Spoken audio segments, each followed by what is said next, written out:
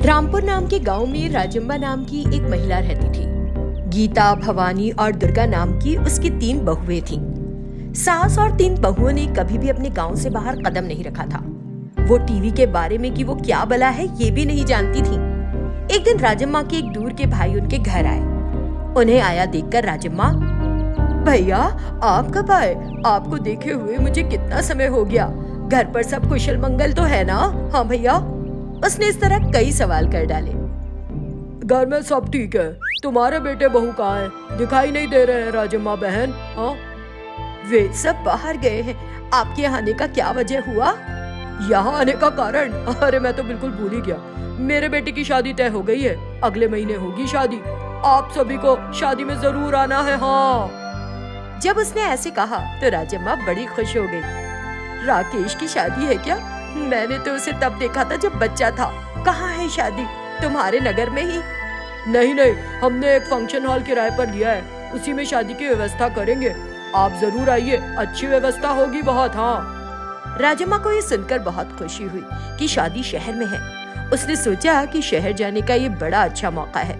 उसने अपने भाई के लिए खाना परोसा और उसे विदा किया। उस रात जब उसने अपने पति और बेटों को सूचित किया तो उन्होंने बताया कि केवल वो और बहुएं ही शादी में जा सकेंगी और वो नहीं। सास और बहुओं के लिए शहर की यात्रा करना एक नया अनुभव था, लेकिन फिर भी उन्होंने हिम्मत दिखाई। काफी मुश्किलों का सामना करते हुए आखिरकार वो होटल की जगह पर पहुंच गईं। जब उन्होंने उसमें प्रवेश करना चाहा तो उन्हें वहाँ एक लिफ्ट दिखाई दी। सासू माँ, ये कमरा इतना छोटा सा क्यों है? कौन रहेगा इसमें?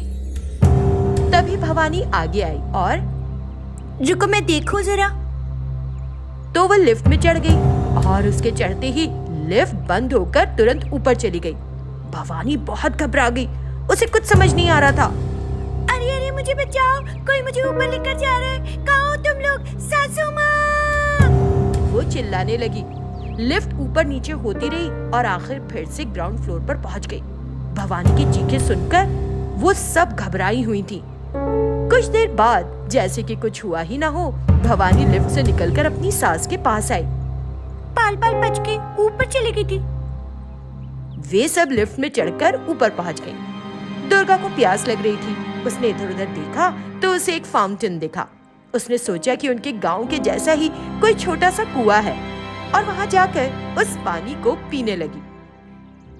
उसे पानी पीते देखकर राजम्मा और अन्य बहुएं भी वहां आकर यही करने लगी। तभी वहां एक सिक्योरिटी गार्ड आकर, अरे यहाँ क्या कर रही हैं आप लोग? हाँ, अरे कुछ नहीं, हम लोग को बस प्यास लगी थी इसलिए इस पखवाड़े से पानी पी लिया। मुफ्त में नहीं चाहिए तुम्हारा पानी, लो पैसे ले लो। गार्ड को देखकर उसने 2 रुपए निकालकर उसके सामने किए। ये देखकर, कहाँ से आई आप?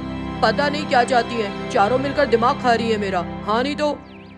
उसी समय राजम्मा का भाई बाहर आता दिखाई दिया। राजम्मा ने अपने भाई को देखा तो, भैया कितनी मुश्किल से हम अंदर आए, लेकिन अब समझ नहीं आ रहा बाहर कैसे जाएं। जरा बता दो। ठीक है राजम्मा, तुम्हें होटल के कमरे में पहुंचाता हूँ। तो उस रिश्तेदार ने एक अटेंडेंट से उन्हें होटल ले जाने के लिए कहा। वो होटल बहुत बड़ा और बहुत अच्छा था। कमरे की खिड़की से पूरा शहर दिख रहा था। गीता वो नजारा देखकर, हे मेरे ईश्वर, सासू माँ, ये दृश्य कितना सुंदर है। हम इतनी ऊंचाई पर हैं। नीचे देखो, नीचे वो वाहन और चलते फिरते लोग, उसने कहा। और अचानक कमरे में टीवी शुरू हो गया।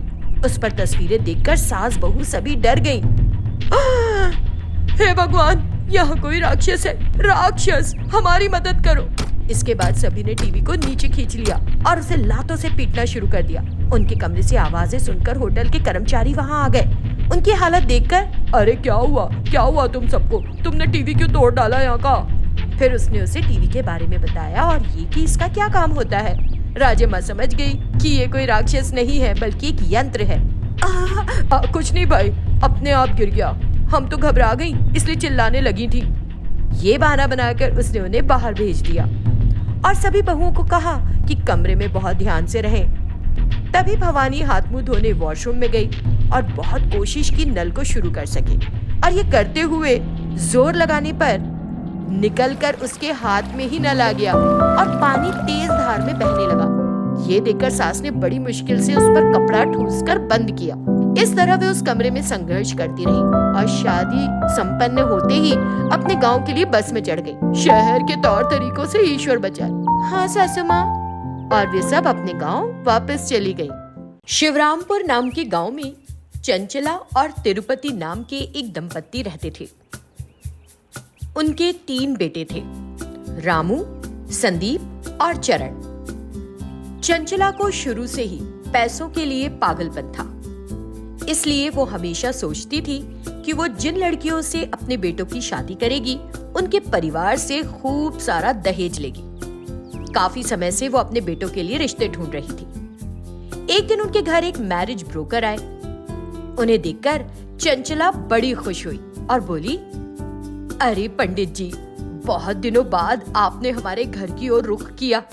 आपको देखकर बड़ी प्रसन्नता हुई। अब आप आए हैं तो जरूर कोई अच्छा समाचार लेकर आए होंगे, तो देर ना करें, जल्दी बताएं। चंचला के इस तरह पूछने पर मैरिज ब्रोकर बोला, बहन जी, आपका असल मकसद ढेर सारा दहेज पाना है। बेटे के लिए अच्छी और सुशील लड़की मिले, इससे आपको सरोकार नहीं। तो मालदार घर ढूंढने में मुझे काफी मुश्किल हो रही है, लेकिन फिर भी मैं आसपास और दूर दराज के गांवों में घूमता रहा और ये कुछ तस्वीरें लाया हूँ, जरा देखिए। उसने चंचला को कुछ तस्वीरें दिखाई।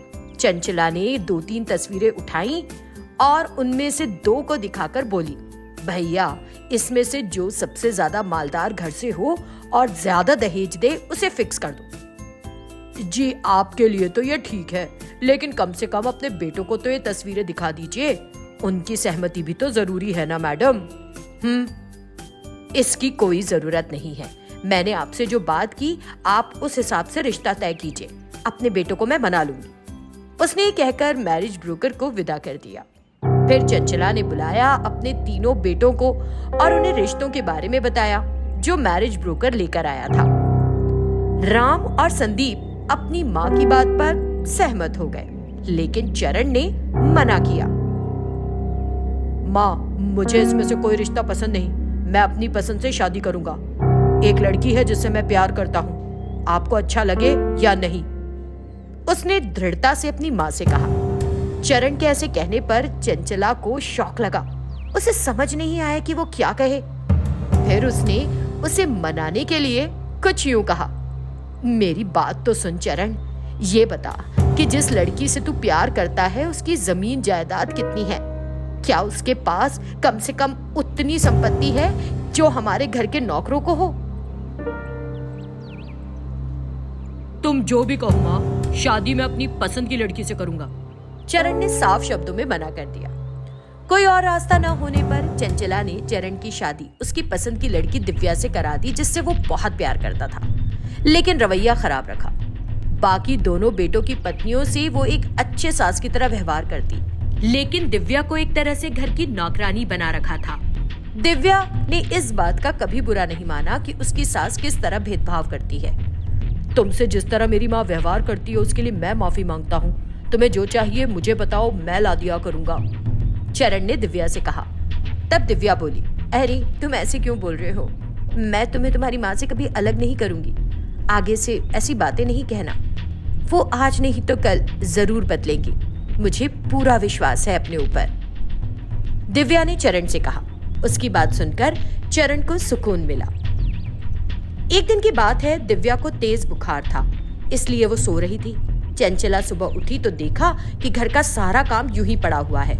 ये देखकर वो गुस्से में दिव्या के पास गई। ए दिव्या, अभी तक सो रही है? उठ, घर का काम कौन करेगा? हाँ, उठ जल्दी, वो उस पर चिल्लाई। दिव्या की नींद खुल गई और कमजोर आवाज में बोली, मुझे आज बुखार है सासू माँ, बहुत ज्यादा। तुझे बुखार है तो मैं क्या करूं? उठ, अपनी देवरानी और जेठानी के लिए कॉफी बनाकर ला। उन्हें सुबह सुबह कॉफी पीने की आदत है। चल उठ जा। जब उसने कहा तो दिव्या को मजबूरन उठना पड़ा और उसने उस कमजोर हालत में घर के सारे काम निपटाए। एक दिन चंचला घर से बाहर कहीं जा रही थी कि अचानक फिसलकर गिर पड़ी। जब उसे डॉक्टर के पास ले जाया गया तो डॉक्टर ने बताया कि उसे 10 दिन कंप्लीट बेड रेस्ट की जरूरत है। तब से चंचला बिस्तर पर थी। तब उसने अपनी दोनों प्यारी बहुओं को बुलाया और बोली, देखो मेरी तबीयत ठीक नहीं, जरा मुझे कुछ देर के लिए आंगन में तो ले चलो। चंचला के कहने पर बहुएं बोली, अरे हम क्या करें, ऐसे भी हम अपने पति के साथ बाहर घूमने जा रहे हैं। दोनों ने उसकी रत्ती भर परवाह नहीं की और चली गई। चंचला को बहुत बुरा लगा। वो बिस्तर पर लेटी रही। तभी दिव्या चंचला के लिए खाना लगा कर लाई। सासू माँ, खाना खा लीजिए, फिर दवा लीजिएगा। दिव्या अपनी सास के पास ही रही जब तक उसने खाना पूरा ना खा लिया। फिर उन्हें दवा देकर कमरे से बाहर चली गई। दिव्या ने उन पूरे 10 दिन अपनी सास का बहुत ध्यान रखा। तब चंचला को समझ आया कि पैसा महत्वपूर्ण नहीं है। वो 10 दिन से पहले ही पूरी तरह स्वस्थ हो गई। अब चंचला दिव्या को अपनी बेटी की तरह देख रही थी। उसमें आए इस बदलाव को देखकर हर कोई घर में बहुत खुश था।